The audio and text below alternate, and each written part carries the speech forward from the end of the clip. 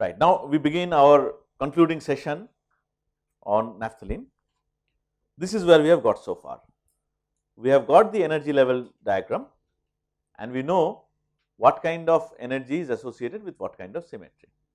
What we do not know so far is what are the actual molecular orbitals. We have only been able to generate parts of them, but we have not been able to generate molecular orbitals. So, now before going any further, before going to spectroscopy, let us try and generate the molecular orbitals of naphthalene knowing the SLCs. So, let us start with AU. For AU, we have two cells, right. It is something like half into phi I minus phi j plus phi k minus phi L kind of combination, both of them. Now, our task in hand is to generate a linear combination of psi 1 and psi 2, so that we get the MO. Please note that this MO is going to consist of 4 p orbitals. Phi 9 and phi 10 do not participate here, because there is no AU in phi 9 and phi 10. Later on, we will encounter a situation where phi 9 and phi 10 will also be contributing to the linear combination. So, if you have studied in organic chemistry, if you have seen these diagrams of pi molecular systems, you might have seen that sometimes on some of the atoms there is a dot, right. There is a dot, even in benzene it is there. What is the meaning of the dot? The meaning of the dot is that that particular atom does not contribute to a molecular orbital of that symmetry. Okay. This is our task at hand. We want to know what is this psi MO that we can generate by taking an appropriate linear combination of psi 1 and psi 2. What will be the symmetry of this psi MO? If I work with this psi 1 and this psi 2, A is not enough, AU, okay, you said U, but I did not hear it. So, AU, C1 and C2. Of course, you can understand that you can have different combinations of C1 and C2. One is going to be plus, one is going to be minus, and magnitudes can change. So, what you can do is, once again you can set up secular equations for these, exactly the same as what we discussed in the beginning of this discussion of naphthalene. You set up the equations, this is what you get. C1 multiplied by alpha minus E plus C2 into beta. Of course, I have jumped a lot of steps here. I have shown you only the final answer. I encourage you to work out these steps by yourselves. If you do not understand, please come to me, we will try to work out together. So, C1 multiplied by alpha minus E plus C2 multiplied by beta equal to 0, and the other one is C1 multiplied by beta plus C2 multiplied by alpha minus beta minus E, that is equal to 0. Two equations. What are the unknowns here? C1 and C2, because we know what alpha is, we know what beta is. Do we know what E is? We even know what E is, isn't it? Remember? We are talking about AU. So, E has to be minus 1.618 or 0.618. Only two possibilities are there. So, what you do is, first of all, you take 0.618 and substitute, you are going to get, okay, one more condition is C1 square plus C2 square equal to 1, that I think is well known. So, you have two equations, one is C1 plus C2 is equal to 1 by E, which is also equal to 1 plus E, is equal to 1.618. The other one is C1 square plus C2 square equal to 1. Substitute, you get C1 equal to 0.85 and C2 equal to 0.526. Okay. So, this is a plus combination. If you want the other one, what you do is you take this minus 1.618 and see, this is all consistent, right, because if you remember E equal to 0.618, that is for a bonding MO, because it is multiplied by beta, beta is negative. E equal to minus 1.618, that is the energy of an anti-bonding MO, because it is multiplied by beta, beta is negative. So, what we have got is, we have got C1 and C2 combinations, both are positive, and now we are able to write the MO. The bonding MO with AU symmetry turns out to be what you see in front of you. Alright, we have been able to generate the MO. Good? So, is that good or is that good? We have been able to write the MO now. So, Jalodhar, finally you are answered, right? We started with, so the whole idea of using symmetry is to simplify problems in quantum mechanics. We try and break up big problems into smaller parts, but then we cannot afford to forget to combine them also, right? That is what you are doing now. So, you can do this for each and every symmetry of all the orbitals. If you have time and energy, you can do it. This is the answer. Which orbital have we worked out already? This one. Okay. And where is its partner? Where is the other AU orbital? Here, right? Remember, E is minus 1.618. That turns out to be 0.263 multiplied by the first Salk minus 0.425 multiplied by the other Salk. So, you see there is a minus here. Okay. And can you identify the bonding MOs? Can you identify the energies of the bonding MOs here? The top 5, right?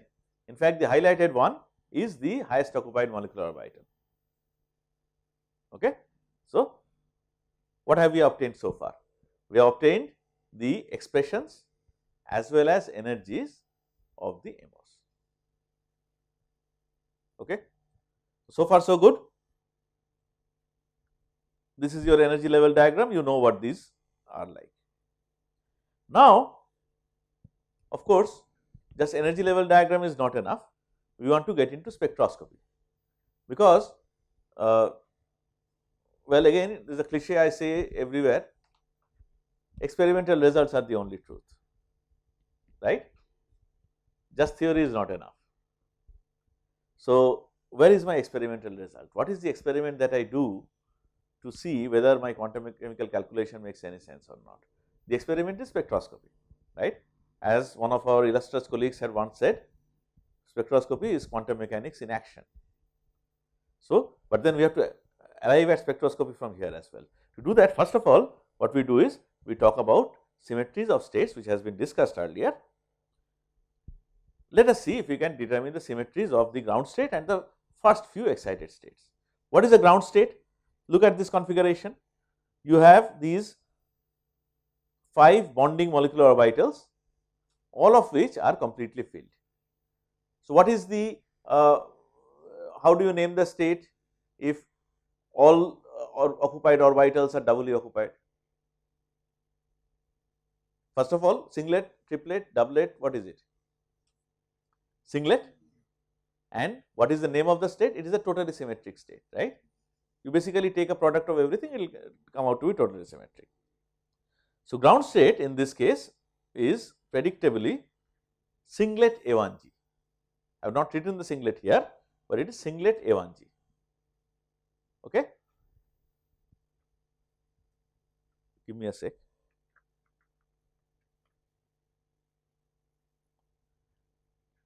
I think I have gotten a little carried away here and I have written an incorrect name. It is not A1G. There is no 1, isn't it? It is just AG. A1G is there in benzene. So, what I have written A1G, that is a mistake, that is a hangover of benzene, right. So, AG, you can please correct it, it is AG, singlet AG, fine. Now, let us go to the next one. This is one excited state that I can think of. How have I formed it? By a HOMO-LUMO transition. HOMO to LUMO transition is the lowest energy transition, this is what it is.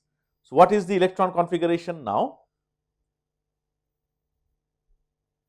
It is B1U2, B1G2, B3G2, B1U2,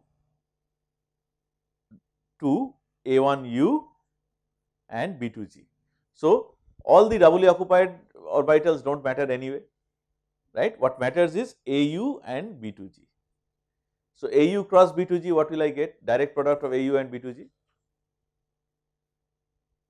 Well, you can work it out looking at the character table or product table, or you can remember direct product of A and B is always B, direct product of G and U is always U.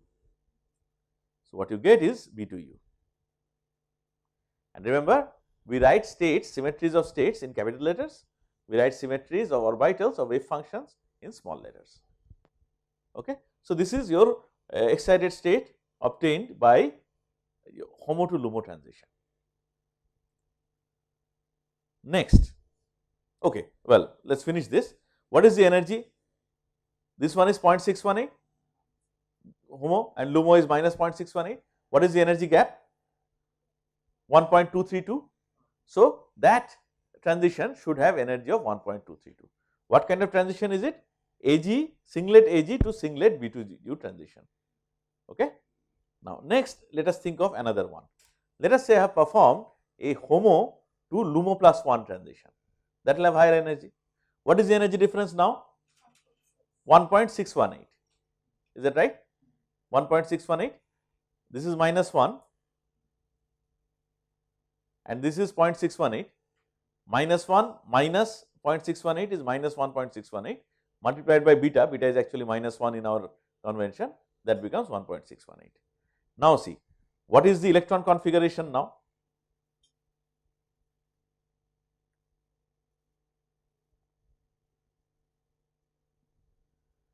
AU B3G. Only the orbitals that are singly occupied matter.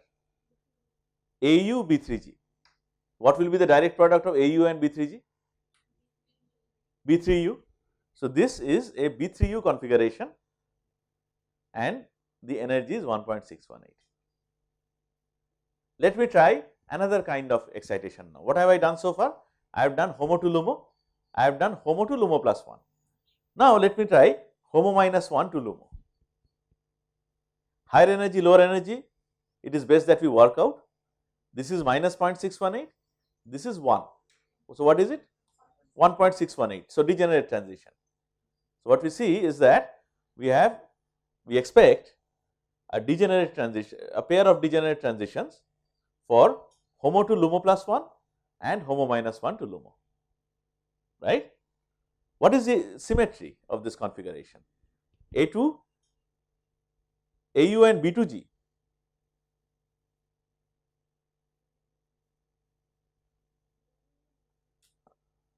Sorry, B1U and B2G.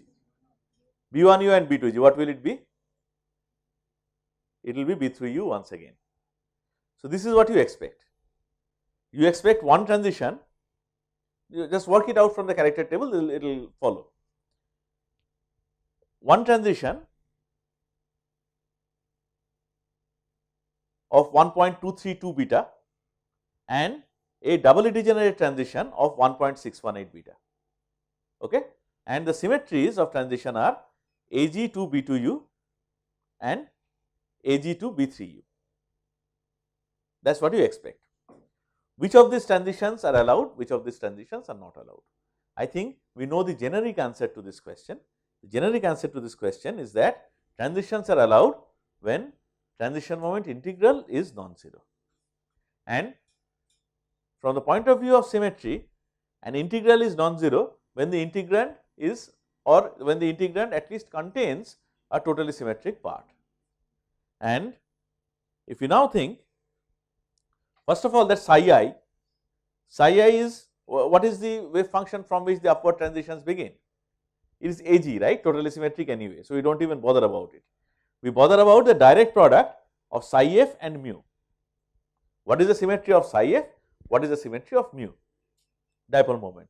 Of course, dipole moment is a vector and it can have x or y or z component.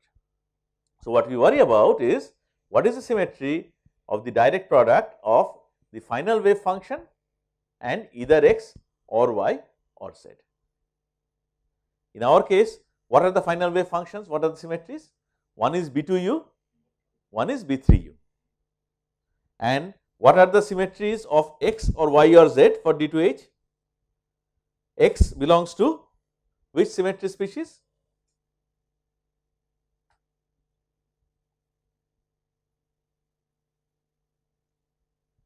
To which symmetry species does x belong? B3U. What about y? B2U. What about z? B1U. Okay. So, that is what we worry about, and of course, we know that the component of dipole moment that gives you a non-zero transition moment integral, that determines the polarization of the light absorbed or perhaps or transmitted. We have said that, and then you might remember that when you are talking about a direct product has or a direct product contains the totally symmetric representation only when these two functions of the direct product belong to the same symmetry species. That is a theorem that we had worked out earlier. So, essentially the problem boils down to, does the destination wave function belong to the same symmetry species as x or y or z? If I go one step further, I can say that the transition is going to be allowed if the destination configuration has B1u or B2u or B3u symmetry. If it is B1u, then the transition will be Z polarized. If it is B2u, then it will be Y polarized. If it is B3u, then it will be X polarized. Okay? And we know very well that the destination states are B2u and B3u. These are the two kinds of symmetries. So, now you can answer the question, is again I have written A1G unfortunately, and it took me 4 years to notice it, AG to B2u, is it allowed? It is allowed and Y polarized. AG to B3u, is it allowed? It is allowed and X polarized. Or if you want to write it in terms of this long axis and short axis terminology, then we will say that AG to B3u, this transition, first of all, do not forget, our expectation so far is that this AG to B3u is a doubly degenerate higher energy transition that should be polarized along long axis, x is long axis, right? And AG to B2u, that is the lower energy singly degenerate, well, non-degenerate transition, that should be polarized along the short axis. Okay? This is what you expect. And now, moment of truth, we have to look at actual spectroscopic data and compare. This is your spectroscopic data. You do have 3 transitions, one along short axis, and we assign it to A1G to B2U. You have 2 other transitions polarized along long axis. We assign them to AG to B3U, right. Now, the expectation is that this energy for the short axis polarized transition should be lower than the other 2, and the other 2 should have the same energy. That is the expectation. This is the reality. It is true that the transition that is polarized along short axis has the lowest energy. It is not true, actually, not true. So, what we see is that, first of all, you do not have these 2 degenerate transitions, you actually have 3 transitions, and the short axis polarized transition, which you expect it to be the lowest energy transition, is actually a transition of intermediate energy. So, now we are a little confused. Until now we are doing fine, but now we are faced with the question, what happened? Where are my degenerate states? Whatever happened to the degenerate states? And the answer is configuration interaction happened. Configuration interaction means you have 2 configurations which have same energy or nearly same energy, and then they have the same symmetry. In this case, they become talkative configurations. They do not remain by themselves, they talk, they mix, and when they mix, when wave functions mix, you end up getting linear combinations, one of which is lower energy, one of which has higher energy. That is exactly what happens, and extent of this is determined by this interaction integral integral of psi 1 h psi 2 over all space. That is not equal to 0 if energies are comparable and symmetries are same. So, that is what has happened essentially. So, what has happened is this degenerate pair that you had have formed linear combination mixed, and then due to mixing again you will be able to write a pair of secular equations. Now, you are getting used to this, right, and you will have this secular determinants. Now, you see this secular determinant again when you expand you are going to get this quadratic equation in E, right. It is going to have two roots. Okay. So, one root will be less than E0, one will be more than E0. So, due to configuration interaction this kind of splitting takes place. So, we often say no crossing rule, states of same symmetry do not cross each other.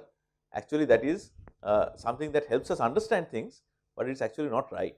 It is the other way around. There is no question of no crossing, actually they mix, and when they mix they form two states. So, what you see here is not repulsion between states, it is mixing of states which gives you one state of low energy, one state of high energy, right. This is the answer. So, now if I now combine this theory with experiment, what can I do? This short axis polarized transition of 34,700 that has got nothing to do with configuration interaction, right.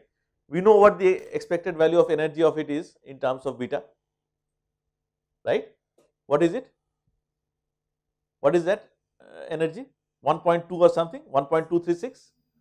So, we might as well say that this 34,700 centimeter inverse, that is 1.236 beta minus 1.236 beta, and that gives me an experimentally determined value of beta. There was a question, how do you determine beta? I do not know how to determine it theoretically. There is a way, I do not know so much, but what we have arrived at is how we can determine a value of beta experimentally. Okay. And now, what more can I get from here? I know these values, right, 31,800, 45,200, and I have already determined what is the value of beta for 34,700. I can actually work out this interaction energy and everything. So, by mixing theory and experiment, I can kind of get a good idea, good quantitative idea of the entire scenario.